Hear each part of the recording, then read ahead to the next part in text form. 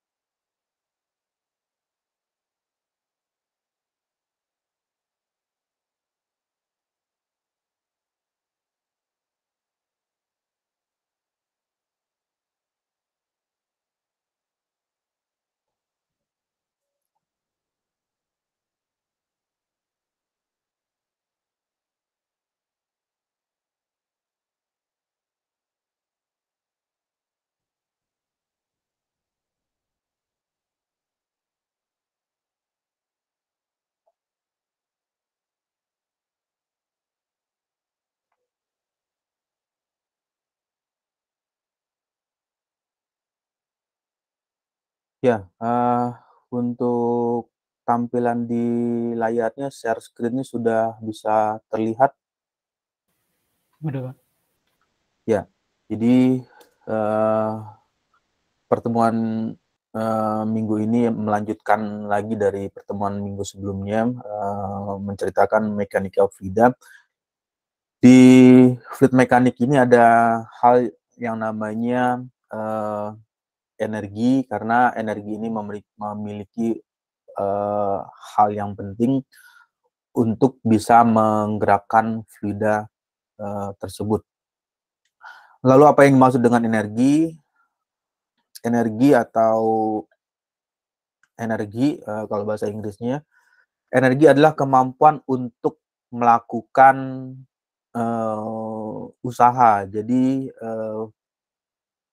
fluida tersebut ketika menerima energi dari eksternal, dari luar, maka fluida tersebut akan melakukan usaha, atau usaha ini diartikan dengan nilai work-nya atau nilai kerjanya. Jadi fluida tersebut akan bekerja, kerjanya bisa dalam hal misalkan karena dia menerima energi bisa bergerak dengan kecepatan tertentu, atau fluida tersebut ketika menerima energi dari luar juga bisa memberikan nilai tekanan, kemudian nilai energi yang lain. Nah, di bagian ini fluida yang bergerak maupun diam memiliki energi. Jadi kalau untuk fluida yang diam sekalipun, sebetulnya fluida tersebut ada energi internal, ya, energi yang ada di dalam fluida tersebut. Ketika energi yang dari luar lebih besar nilainya dibandingkan dengan energi yang ada di dalam internal fluida tersebut, maka fluida tersebut akan melakukan pergerakan atau melakukan berpindah atau fluida tersebut akan berubah dari satu kondisi ke kondisi yang lain atau dari satu posisi ke posisi yang lainnya. Kemudian, nah di bagian ini air yang diam pun bisa diartikan memiliki energi karena ada energi internal yang ada di dalam air tersebut. Kemudian nilai energi tersebut akan berubah menjadi energi energi diam ya, air yang tenang atau air yang tidak bergerak. Ini akan berubah menjadi energi potensial ketika ada energi ini atau air tersebut berada pada nilai posisi tertentu. Sebagai contoh, di bagian ini ada energi potensial. Energi potensial didefinisikan dengan massa, berapa besar massa fluida tersebut. Kemudian gravitasi ini memberikan potensi energi. H ini adalah ketinggian. Nah, sebagai gambaran sederhananya, jadi ketika misalkan ini ada tangki, yang pertama ini tangki A, sebut aja tangki A, ini berada tepat di atas permukaan tanah. Ini ada permukaan tanah. Kemudian ada lagi satu tangki B. Untuk tangki B ini posisinya berada pada ketinggian tertentu. Jadi ada ketinggian tertentu, ini ada permukaan tanah. Kemudian karena posisinya ini adalah ada ketinggian, di sini ada nilai H, nilai ketinggian, height-nya, ketinggian, sehingga memiliki nilai energi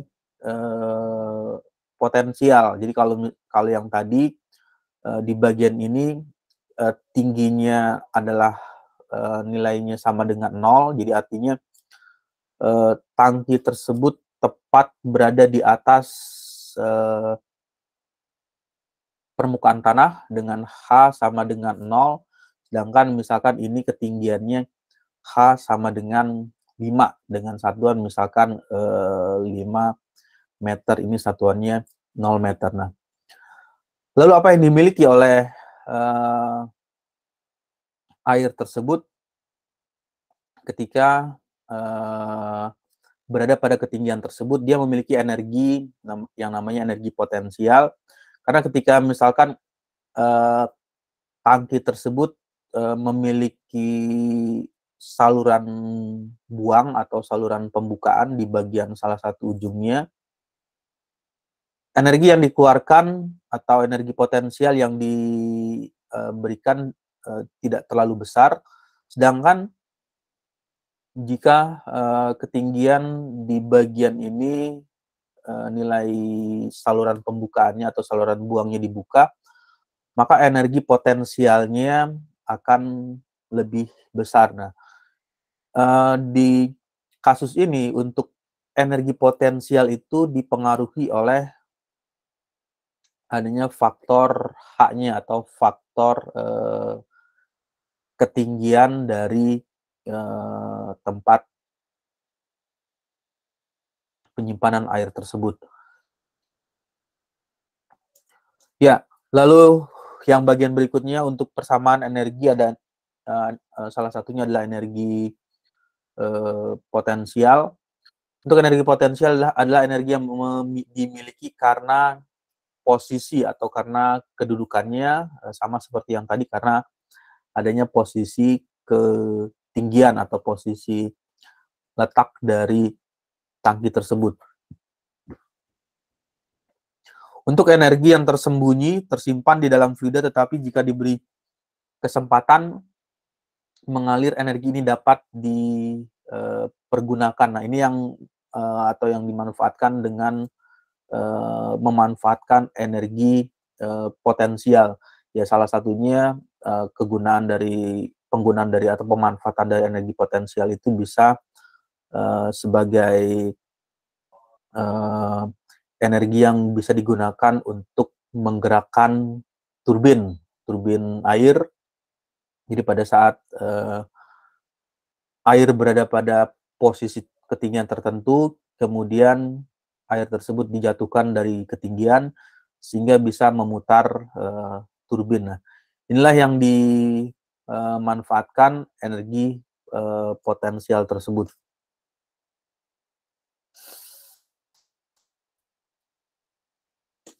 Ya, kemudian di bagian selanjutnya yang kemarin ini mengingat lagi, untuk aliran tak termampatkan dalam bentuk lain, persamaan Bernoulli dapat dituliskan dengan teori seperti ini. Jadi potensi dari energi potensial ini dipengaruhi oleh letak ketinggian.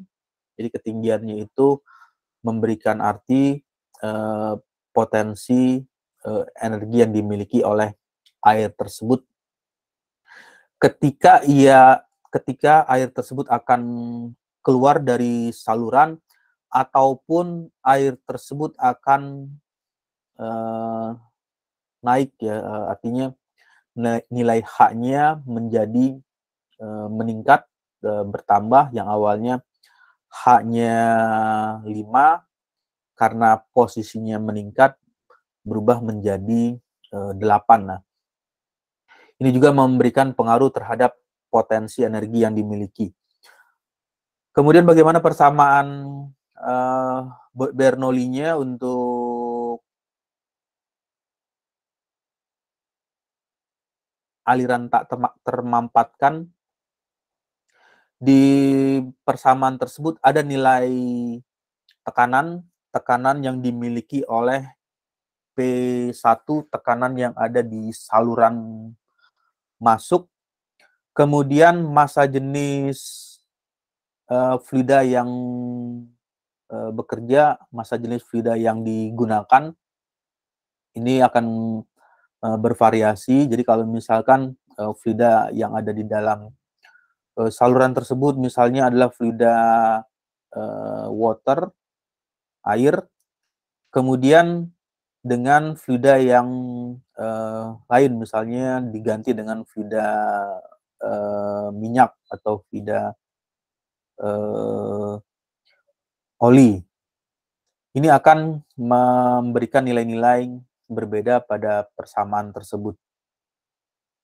Ya, jadi pada intinya nilai ini harus sama dengan nilai yang ada di sisi sebelah kiri dan sebelah kanannya. Jadi kondisi untuk fluidanya dengan asumsi fluida tersebut memiliki nilai yang sama. Untuk fluidanya kalau misalnya menggunakan masuknya itu adalah fluida water, air, berarti yang keluar di bagian ini juga bernilainya fluidanya dengan kondisi yang sama.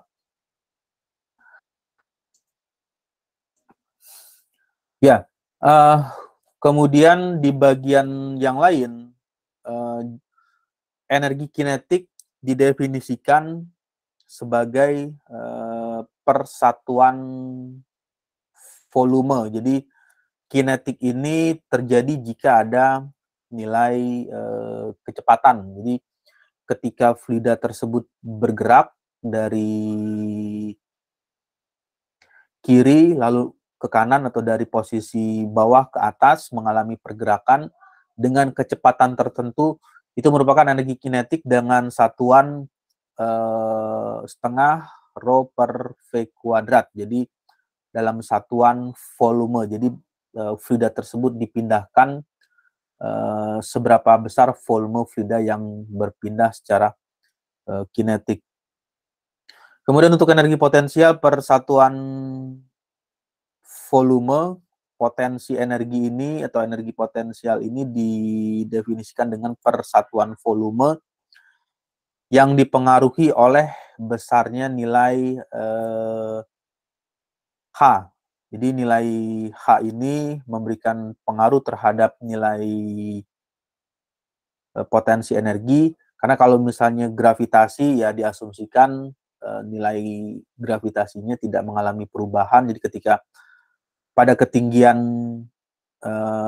H1 dengan ketinggian H2, nilai gravitasinya itu tidak mengalami perubahan. Yang berubah ini adalah nilai H-nya. Nah, inilah yang dimiliki oleh potensial energi atau energi potensial tersebut. Jadi untuk nilai fluida yang mengalir pada saluran dengan kondisi pertama, ini adalah kondisi pertama. Kemudian fluida yang mengalir pada saluran untuk kondisi yang kedua, ini adalah kondisi pertama. Kemudian ini adalah kondisi kedua dari fluida yang mengalir tersebut. Ya, lalu energi kinetik adalah bagian energi yang berhubungan dengan gerakan suatu benda. Jadi kalau dideskripsikan, di bagian tersebut untuk energi kinetik merupakan bagian energi yang saling atau ada hubungannya dengan gerakan suatu benda. Yang didefinisikan di bagian ini, untuk gerakan suatu benda itu bagian dari fluida yang bergerak tersebut. Kemudian air yang mengalir atau bergerak tersebut dengan kecepatan tertentu di dalam pipa memiliki energi.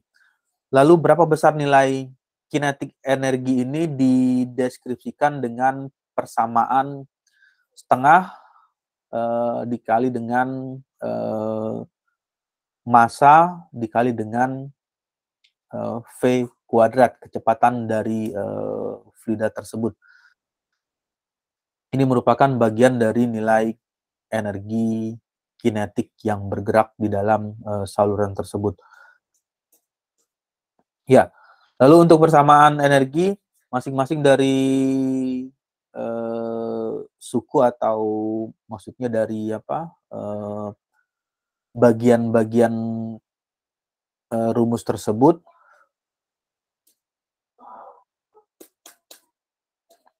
sehingga energi kinetik, energi potensial, dan tekanan dapat ditafsirkan sebagai bentuk energi. Nah, jadi definisi dari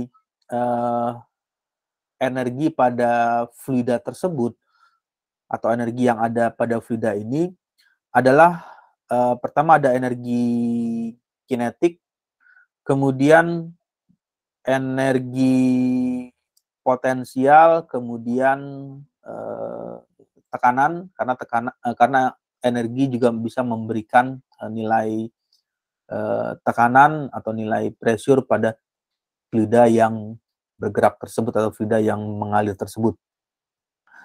Kemudian besaran-besaran tersebut atau bagian-bagian tersebut didefinisikan atau ditafsirkan sebagai bentuk energi yang dimiliki oleh fluida tersebut.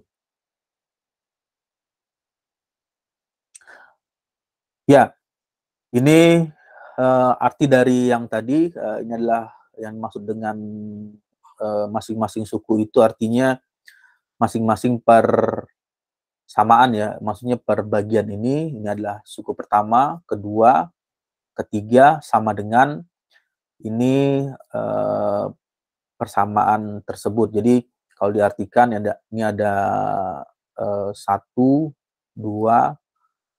3, 4, 5, 6. Jadi ada 6 suku persamaan. Di bagian tersebut ada persamaan untuk energi kinetik, kemudian untuk energi potensial, dan nilai tekanan. Nah, ini adalah nilai tekanan. Untuk nilai tekanannya, kemudian di bagian berikutnya rho dikali G dikali dengan H, ini karena ada pengaruh faktor ketinggian, berarti merupakan energi potensial. Kemudian setengah rho dikali V1 kuadrat, karena ada nilai V, kecepatan, ini ada hubungan dengan energi kinetik. Jadi tekanan ditambah dengan energi potensial ditambah dengan energi kinetik. Itulah persamaan dari persamaan Bernoulli yang dipergunakan. Ya. Kemudian kalau diklasifikasikan untuk aliran fluida ini, kita bisa mendefinisikan atau mengelompokkan ada beberapa bagian. Ketika bagian ini di-define atau didefinisikan untuk bagaimana tipe alirannya jika dikategorikan berdasarkan bilangan non-dimensional Reynolds number, akan dibagi menjadi aliran yang laminar, transisi, kemudian turbulen. Kemudian untuk tipe aliran yang berdasarkan bilangan Freud, nanti bisa dilihat ya di e-book, itu ada penjelasan mengenai aliran yang masuk dalam kategori subkritis, kritis, dan superkritis. Lalu untuk bagian media mengalir dari fluida tersebut bisa digunakan atau menggunakan yang pertama, aliran tersebut masuk dalam kategori internal flow, berarti alirannya ada di dalam pipa atau di dalam saluran tertentu. Untuk internal flow dikelompokkan lagi berhubungan dengan ada persamaan kontinuitas. Persamaan kontinuitas ini kalau diingat lagi adalah Q1 sama dengan Q2. Jadi massa fluida yang masuk akan sama dengan massa fluida yang keluar. Kemudian karena adanya perbedaan luas permukaan atau luas penampang, sehingga akan menimbulkan perubahan nilai kecepatan pada fluida yang mengalir tersebut. Lalu persamaan energi sama yang tadi, persamaan Bernoulli, jadi ada nilai tekanan, kemudian ditambah dengan energi potensial karena ada faktor ketinggian, lalu ditambah lagi ada energi kinetik karena fluida tersebut mengalami pergerakan. Untuk hal-hal tersebut dibagi lagi atau dikelompokkan lagi karena adanya pengaruh faktor friksi atau faktor gesekan, sehingga menimbulkan kehilangan tinggi tekan atau kehilangan nilai lossesnya atau nilai tekanan yang ditimbulkan. Untuk mayor losses yang di minggu sebelumnya sudah sempat diceritakan. Untuk mayor losses itu faktor gesekan yang terjadi di dalam pipa karena ada pergesekan, karena ada gesekan antara fluida yang mengalir dengan dinding di bagian dalam pipa tersebut.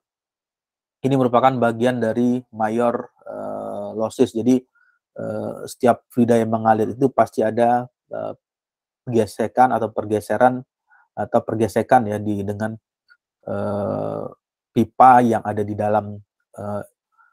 dalamnya, dengan dinding yang di dalam pipa tersebut. Kemudian untuk minor losses ya. Minor losses ini terjadi karena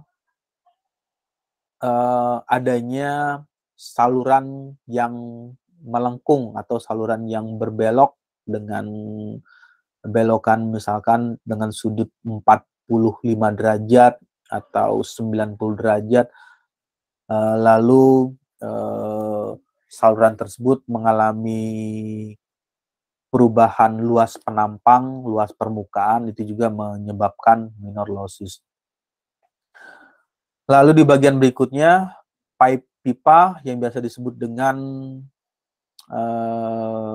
internal flow, kemudian saluran terbuka ini biasanya adalah saluran yang terbuka, ya, artinya bagian luar atau biasa dikenal dengan external flow untuk aliran fluida yang mengalir tersebut. Ya,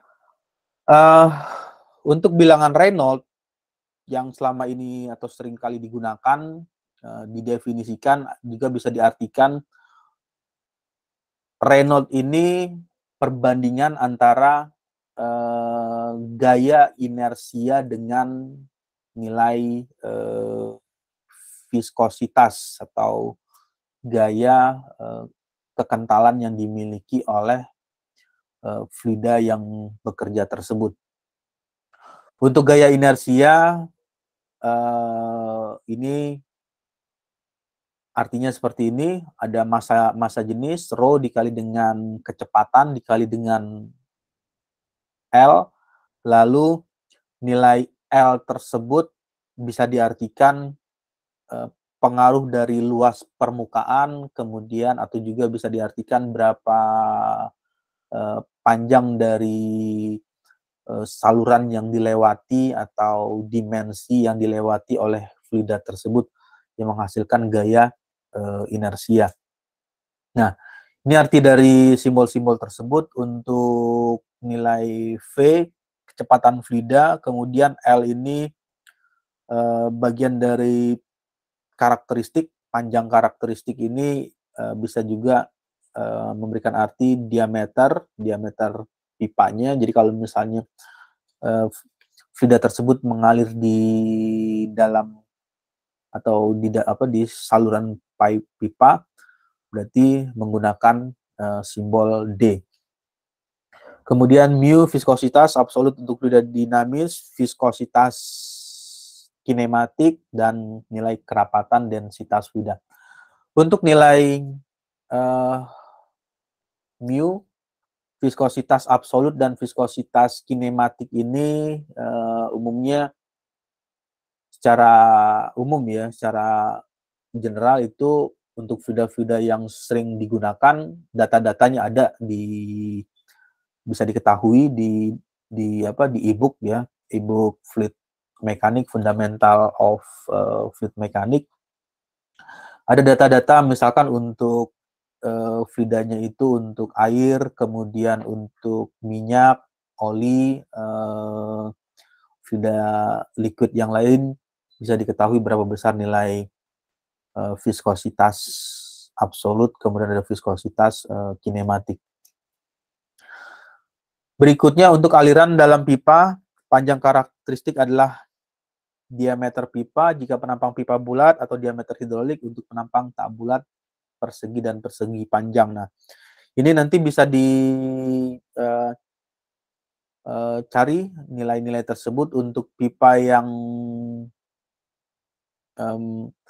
dimensinya berbentuk seperti ini, kemudian berbentuk persegi 4 atau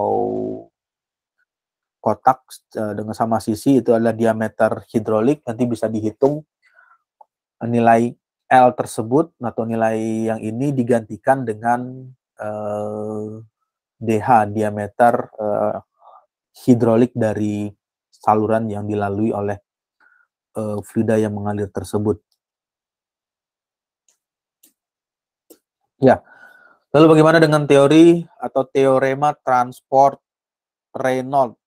Teorema transport Reynolds ini metode pendekatan untuk memudahkan atau mempermudah pengamatan suatu titik, elemen, kemudian atau bagian, ataupun efek yang terjadi pada fluida dengan konsepnya itu adalah sistem dan volume atur. Jadi ada sistem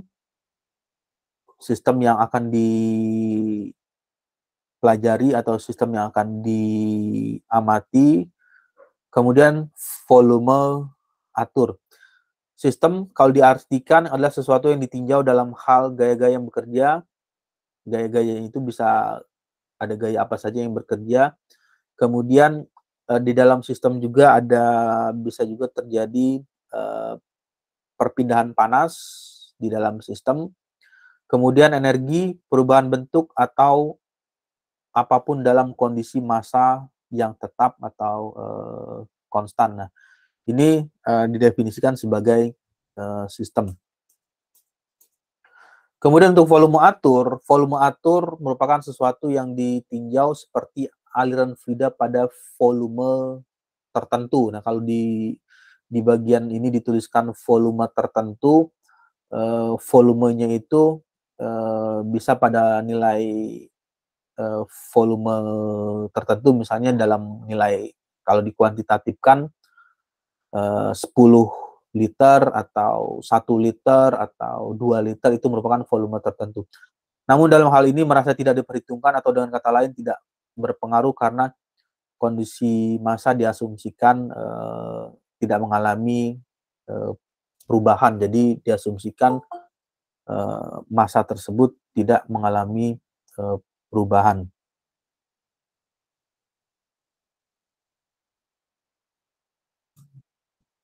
Ya, ini gambaran dari volume atur. Yang dimaksud dengan volume atur ini ya bagian ini. Di bagian ini ada garis yang putus-putus yang terlihat di sini. Ini adalah volume atur. Di gambar diperlihatkan ada saluran yang ini adalah V1, kemudian ini adalah V2, V3, dan ini adalah V4. Jadi kalau dituliskan ini V1, kemudian ini V2, V3, dan ini adalah V4.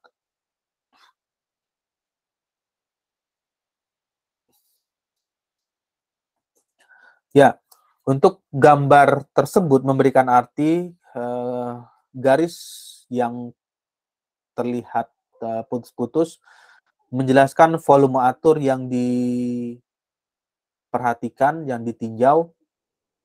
Pada suatu fluida mengalir tidak meninjau apa yang terjadi pada satu titik partikel saja yang bergerak, namun yang ditinjau secara keseluruhan yang terjadi di dalam lingkup volume atur yang ditetapkan. Nah, jadi ketika melakukan pendefinisian untuk volume atur itu adalah bagian yang ingin ditinjau atau dipelajari. Di bagian ini ada 4 bagian, ada V1, volume 1, volume 2, volume 3, dan volume 4. Ini merupakan bagian yang ingin dilakukan analisis misalnya. Nah, jadi pada saat mendefinisikan untuk volume aturnya adalah V1 sama dengan V2 ditambah V3 ditambah dengan nilai V4. Ya, kemudian kita kembali lagi, masuk lagi ke mengingat lagi yang tadi mengenai persamaan energi. Nah, kalau yang tadi volume, kemudian ini merupakan energi. Kalau tadi ada energi potensial, kemudian ada energi kinetik, kemudian ada nilai tekanan. Untuk persamaan dasar yang diberikan atau yang dimiliki oleh fluid mekanik ini, persamaan dasarnya ada persamaan energi. Untuk nilai-nilainya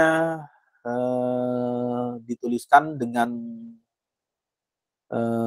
persamaan seperti ini karena ini ada penambahan persamaan, memberikan arti adanya penurunan tekanan. Jadi nilai tekanan tersebut akan mengalami pengurangan atau akan mengalami penurunan diakibatkan karena faktor friksi atau faktor gesekan fluida yang mengalir dengan dinding internal di dalam fluida tersebut.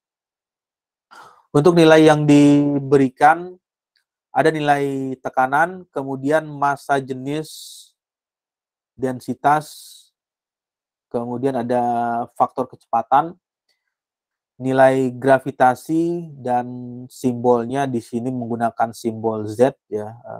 Tapi artinya ada yang menggunakan simbol H, ada yang menggunakan simbol Z. Artinya sama untuk nilai-nilai yang diberikan tersebut.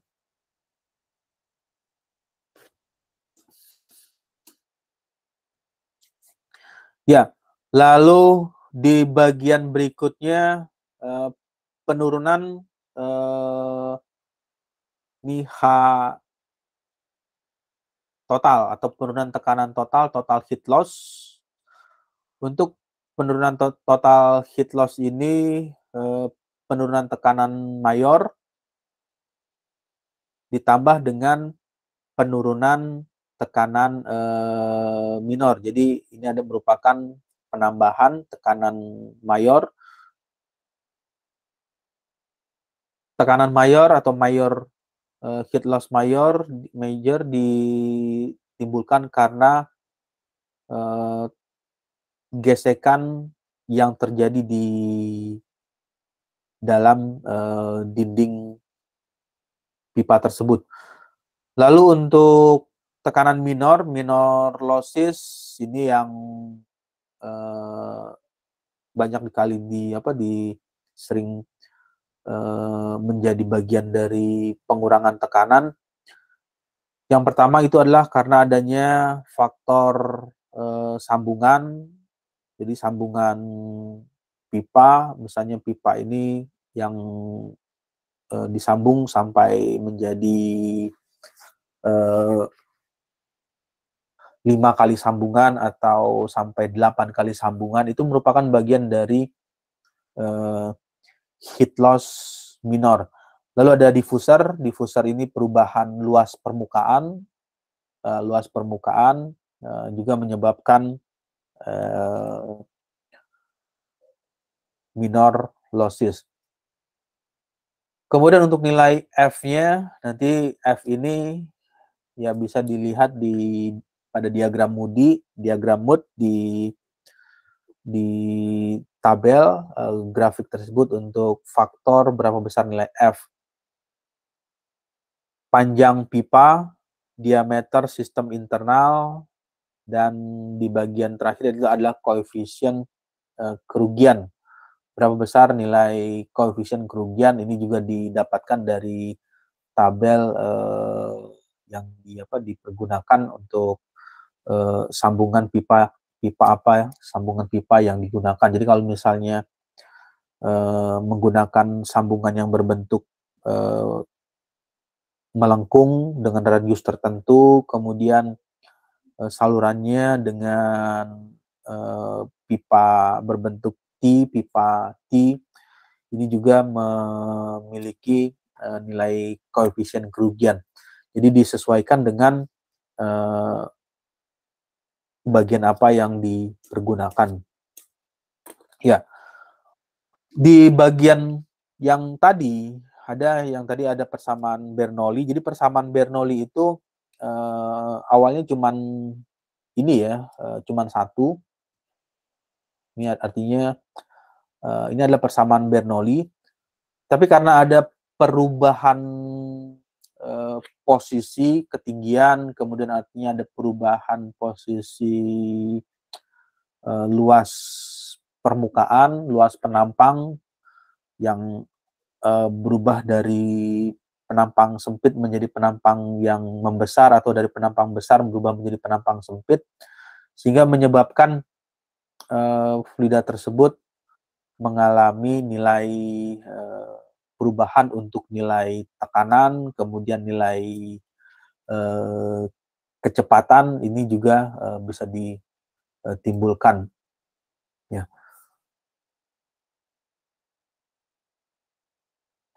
ya.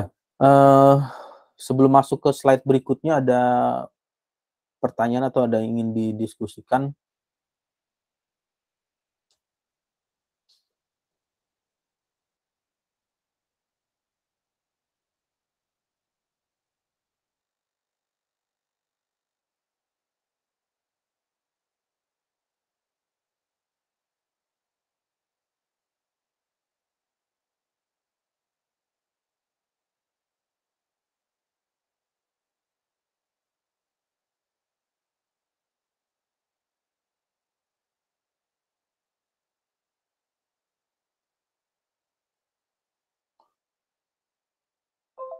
Ya, kalau tidak ada, untuk berikutnya share screen-nya bisa terlihat tampilannya? Terlihat, Pak. Ya, jadi di dalam internal flow, aliran internal, internal flow atau biasa disebut dengan apa, aliran di dalam, menggunakan teori persamaan continuity atau persamaan kontinuitas. Seperti apa persamaan kontinuitas ini? Persamaan dasarnya ini adalah persamaan dasar, persamaan awalnya, persamaan awal dari kontinuitas. Q sama dengan V dikali dengan A, luas penampang. Untuk A-nya ini nanti disesuaikan. Jika luas penampangnya itu berbentuk lingkaran, ya berarti luas lingkaran. Kalau misalnya lingkaran itu kan rumusnya apa, pi R kuadrat ya, 22/7 kali jari-jari. Jadi kalau misalnya salurannya itu berbentuk ini segi 4 sama sisi, jadi tinggal dihitung luasnya. Berarti sisi kuadrat ya, S dikali dengan S kuadrat. Nah, untuk persamaan-persamaan tersebut nanti disesuaikan dengan nilainya untuk luas penampangnya. Q, ini Q-nya sama dengan V dikali dengan A. Jika nilai pipa ini, karena di sini ada nilai A, berarti A ini bisa saja mengalami perubahan bentuk. Dalam arti penampangnya bisa mengalami pembesaran atau bahkan luas penampangnya mengalami penyempitan atau menjadi kecil. Sehingga dituliskan Q sama dengan, ini kalau misalnya Q ini adalah Q1, sehingga ini bisa diartikan V1 sama dengan A1. Lalu kalau misalnya saluran tersebut berubah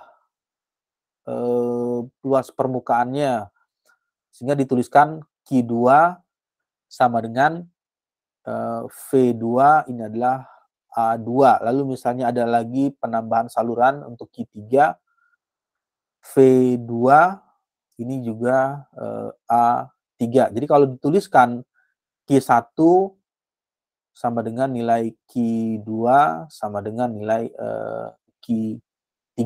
Nah, kenapa hal ini nilai tersebut sama? Untuk nilai Q1 sama dengan nilai Q2 sama dengan nilai Q3, sedangkan nilai A-nya atau nilai apa,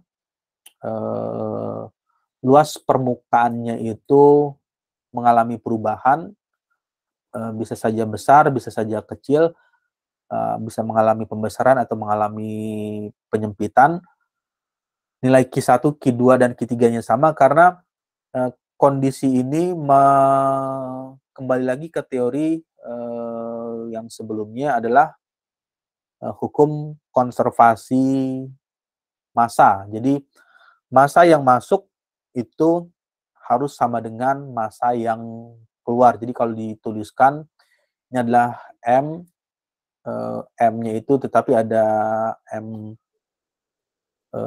titik, di sini ada M dot, mass flow-nya, mass flow ini M dot 1 harus sama dengan M dot 2 dan ini juga harus sama dengan M dot 3. Jadi massa yang masuk sama dengan massa yang keluar di setiap salurannya. Nah, karena dia harus sama, sehingga apa yang akan mengalami perubahan, itu adalah nilai V-nya. Di bagian ini V-nya akan menyesuaikan kondisinya. Jadi kalau misalnya salurannya sempit atau saluran yang dilalui adalah mengecil, supaya massanya sama dengan saluran yang ada di luas permukaan yang lebih besar,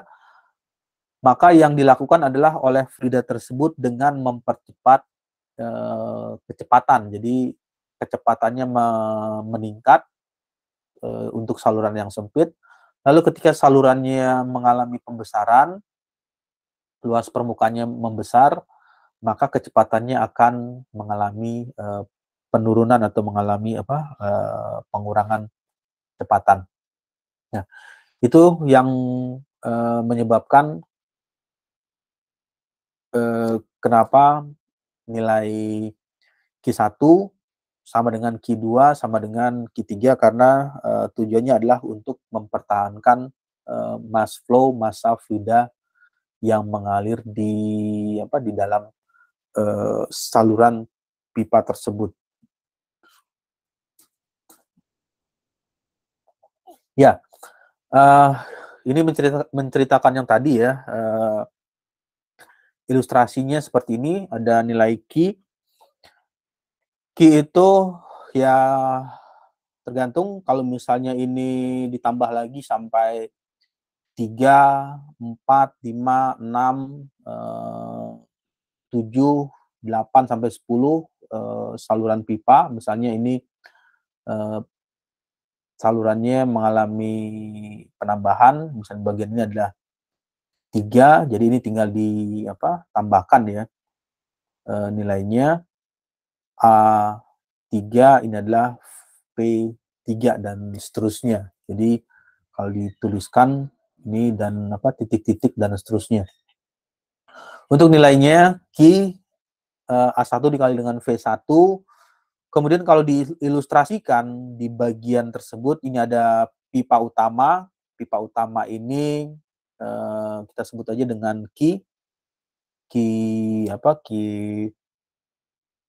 besar ya, Q ini ya, Q tanpa belum ada cabang. Kemudian setelah ada percabangan, ini adalah Q1, adalah Q2, Q3, dan ini adalah Q4. Nah, untuk nilai-nilai tersebut diartikan nilai debitnya atau nilai bagian ini adalah debit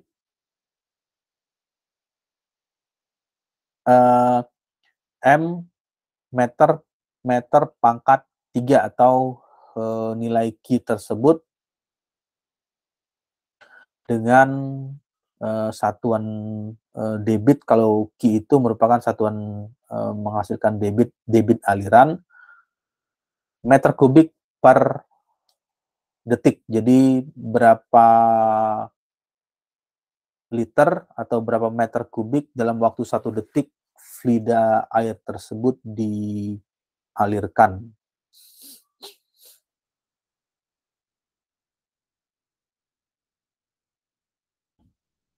Ya, ini merupakan ini ya, perbedaan. Jadi kalau ini ada pipa lurus dan ini pipa bercabang. Untuk pipa lurus tanpa cabang ini bisa diartikan Q1 sama dengan Q2. Jadi kalau ini adalah Q1, kemudian ini adalah Q2. Kemudian kalau untuk pipa yang cabang, ini ada cabang 1, cabang 2, cabang 3, cabang N, sampai seberapa banyak cabangnya.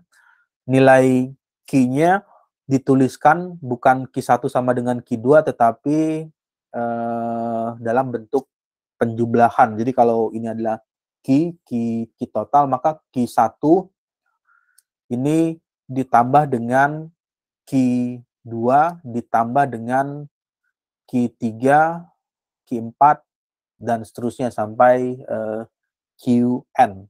Seberapa banyak cabang yang dipergunakan.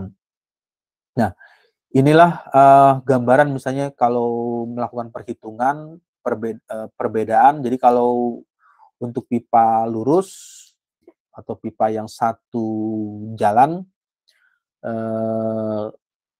Q1 sama dengan Q2, tetapi kalau untuk pipa yang bercabang, untuk nilai Q-nya merupakan total dari penjumlahan antara cabang-cabang 1, 2, 3, dan seterusnya sampai seberapa banyak cabang yang dipergunakan. Ya, pipa lurus dan pipa bercabang. Lalu untuk persamaan Bernoulli, jika bagiannya ini seperti ini, ini ada perubahan ya, perubahan luas permukaan. Ini ada permukaannya mengalami perubahan mengecil, kemudian ini terjadi pembesaran. Di bagian tersebut ada pengaruh nilai ketinggian, ini adalah nilai Z. Z itu atau nilai apa? H-nya, nilai ketinggian. Kemudian nilai ketinggian ini berpengaruh terhadap nilai potensi energi atau energi potensial yang dimiliki oleh air yang dialirkan tersebut.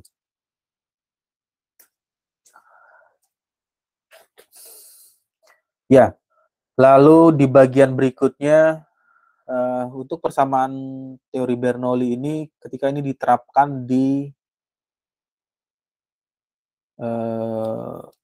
saluran yang mengalami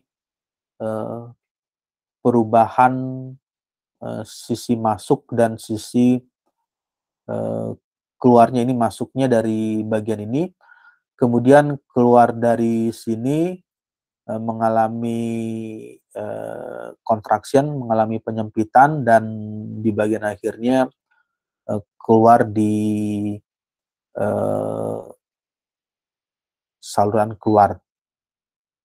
Untuk nilai persamaannya ditampilkan V1 kuadrat per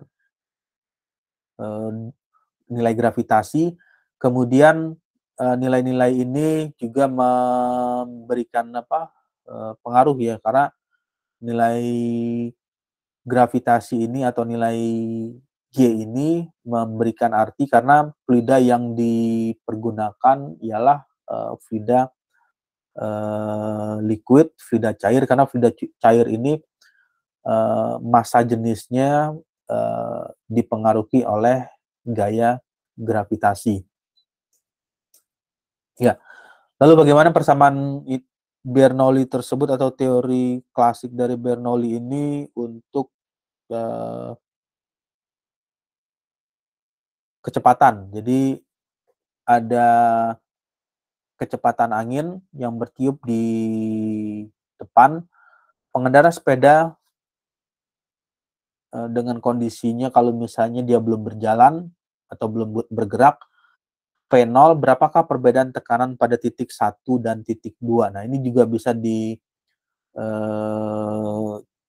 berapa nilai perbedaan nilai tekanannya. Jadi kalau misalnya ini dilakukan pengukuran, diletakkan alat ukur untuk mengukur tekanan, posisi satu dengan posisi kedua ini akan mengalami perbedaan tekanan antara posisi 1 dan posisi 2. Nanti bisa dicari dengan persamaan teori Bernoulli tersebut.